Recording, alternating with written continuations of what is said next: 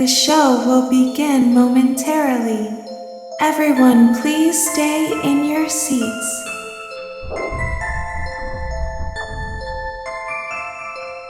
Hey everyone, Razzbowski here, and welcome back to Theory Thursday. Once again, ladies and gentlemen, we're going to be discussing the hot topics in the Sister Location theory world. We've got some beautiful myths and rumors this week that we want to be discussing, because Scott's been a little bit on the DL with the information recently. We've got two brand spanking new myths that we're going to debunk and discuss in today's episode. If you're hyped for it, then please hit that like button. It really is appreciated. Let's shoot for 87 beautiful likes. And boys, who is with me today? We of course have Ryan. The Ryan. Dorko. Let's get straight into this. So the first subject we're going to be talking about today is Funtime Foxy. Now, a lot of people have been suggesting that if you have a look at the reflection on Funtime Foxy's face, you can actually see the puppet, the marionette. Yeah. Could this beautiful character, which holds so much significance to the lore of Five Nights at Freddy's, could this character be making a return to the Sister Location? I mean, it's an interesting one, and I mean, you've got to think about a similar debate which happened with the baby teaser as well on Scott Games, because a lot of people said they saw Springtrap in the face, so I guess this could kind of cover both points.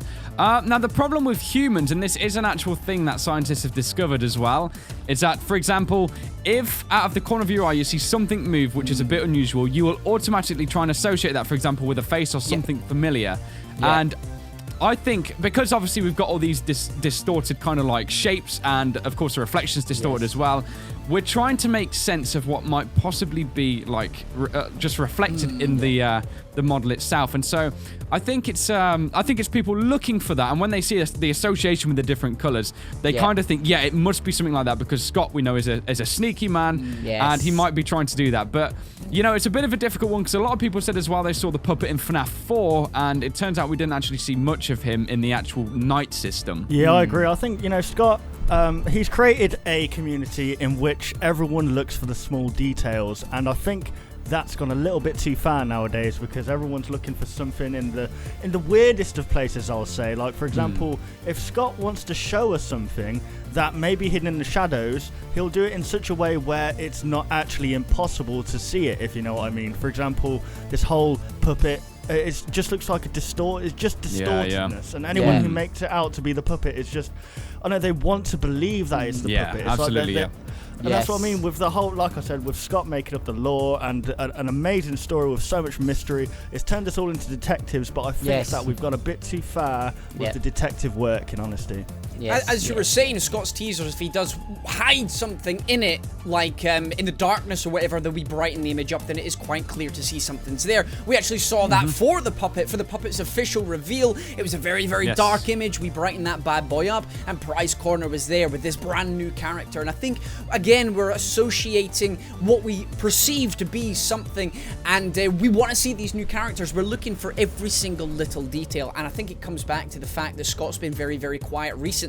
Or at least as of time of recording of this video, Scott has been quiet for about a month now, and with it's the little red dot that we see in the cheek, or what we perceive to be a red dot, which is kind of like what we see on the puppet. So immediately people go, oh, there, that is the puppet right there. I can see how people do think that, but I think it's a bit of a stretch. I think we've pretty much found all of the secrets in there. I don't think Scotty Boy is going to add in as much as we're looking. I love it. I absolutely love it, because it gives us points to discuss. And Scott's probably sitting at home thinking, guys, I didn't do any of this, but nice.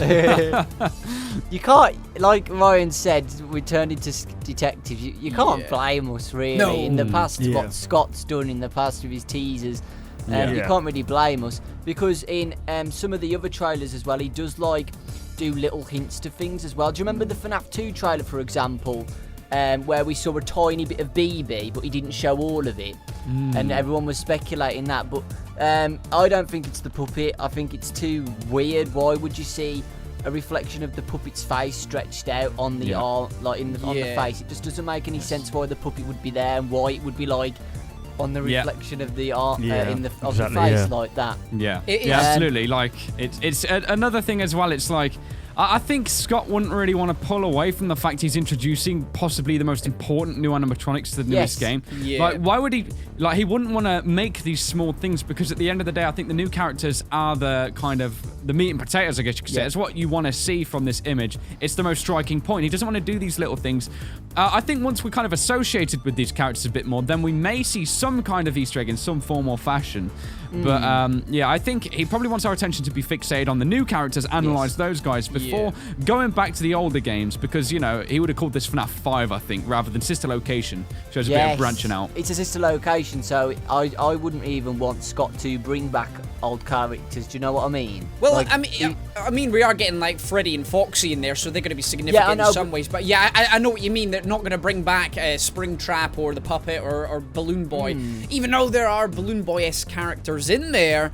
But but like the new the versions, different like. New versions, different variations of the characters. So it's not going to be the Puppet. If the Puppet was to appear in the game, then it might be a different version of it, maybe a Funtime version, or some new kind of puppet that we're going to travel in space with, that kind of thing. One point I'd like to make is maybe there is potentially something there, because there is something there. It could just be the reflection of Baby. Because if you have a look on stage, Foxy is to the left of Baby, and the reflection, the way it is, because he's slightly higher up than her. I'm not great with angles and stuff, but it could be Baby, but I mean, she would have to literally be facing him for that reflection to work, and she's actually situated in front of him, so that might not work. But that's another thing in there, just in case people are saying, what happens if it's Baby instead? When we're getting the showcase of the animatronics, I think they're literally on their own in this part. So when we do see Baby, the Ballorina, and Funtime Freddy, and Foxy as well, they're on their own there. Just a quick question for interest's sake: what significance to the story do you think the Puppet would have potentially if he was to be in the game? Because as we all know, the Puppet was the one that give life to the children with the gifts mini game, so he's obviously very, very important. But how could he tie in with the Sister Location? Because these animatronics are obviously haunted, or the souls are trapped in them in some way, shape, or form. So how can the Puppet tie into these guys? Because apparently that's how these animatronics were given life. So how are the sister animatronics given life? Well, I guess you could see it one way. I'll just throw this point in there before. So we see Freddy, Bonnie, Chica, and Foxy being given life. In the FNAF 2 minigames, of course, and we see the Sister Location characters in this warehouse, meaning they could have possibly existed before FNAF 2, and we don't know about the Puppet pre-FNAF 2 a whole lot, so it might potentially tie in there. Maybe in a minigame. Who knows, man? I think we've got a lot to discover, though, with that. But he could potentially tie in that way, but any other way... I don't know. I can't really see any other ways. It's hard to know, but we do definitely know that the Puppet's got big influence, because... I remember the FNAF 2 cutscenes with the Puppet in from the FNAF 1 location. So, like, how's he got there? How's the Puppet got to the FNAF 1 location? So, it's like the godfather of all the animatronics.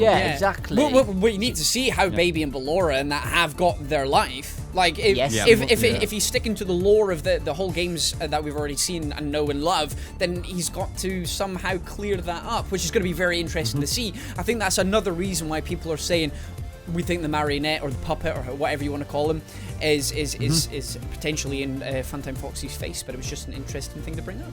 Let us know in the comment section below what you guys think, how these animatronics might be given life. I think that's a very good point, and one of the most important ones for these the brand new game, I think. Yeah, probably something we can theorize about as well for a future Theory Thursday if Scott doesn't update the website anytime soon. So the second and final point about this video, guys, is that a lot of people are saying that if you reverse the Five Nights at Freddy's Sister Location teaser trailer, you can hear what seems to sound like suicide didn't work.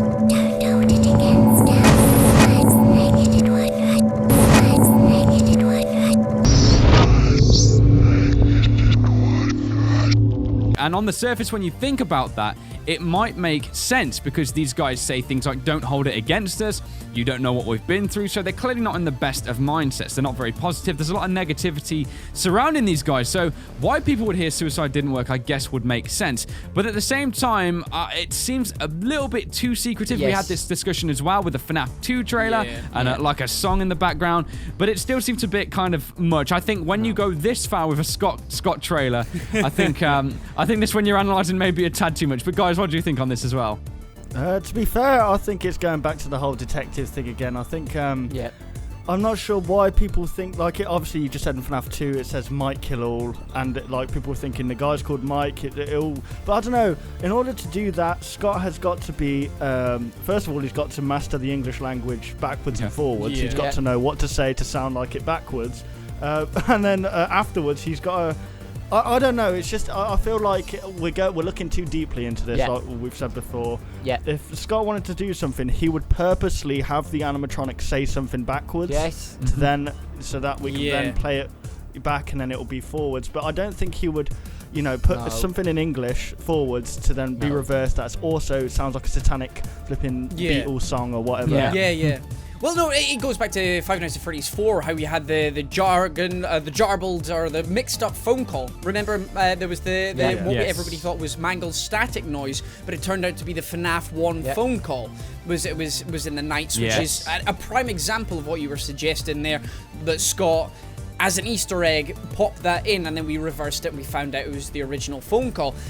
Again, it's just looking into it a little bit too much. I love the idea of him somehow choosing words that would sound like something else going backwards, but it doesn't. I've listened to it myself quite a lot. I can understand why people are trying to fit it together like that, but it would be easier to listen to.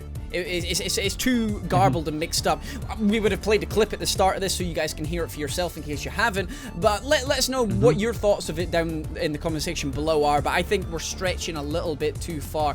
Plus the suicide didn't work aspect of it just doesn't quite make sense. These animatronics presumably know they're already dead. If they're trapped souls or whatever, they already know that they're there, and dead things can't die again, if you know what I mean, unless you talk about zombies, but they're already dead, and then they're really undead, and then can you undead and undead?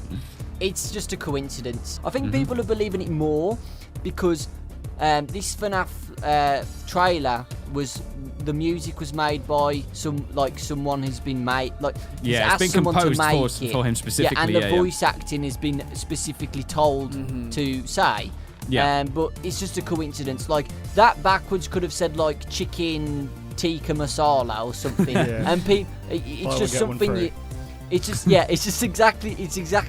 something that you hear, and because like Ryan said, we investigate, we just think things in our brains that could fit with what it's saying. And to me, honestly, when I heard it, I still don't think it sounds that similar to what people are saying it sounds like. I think we as humans are morbidly curious, and if something in our mind feels like it's not solved, we will try and find something that will satisfy us in a way where we can say, okay, that makes sense now. So that's why we do it. Yeah, exactly. It's like you got to think about the whole invention of something kind of termed backmasking in like the media business, where a lot of people will like play these really popular songs, and they'll almost say like the Illuminati somehow manifested within.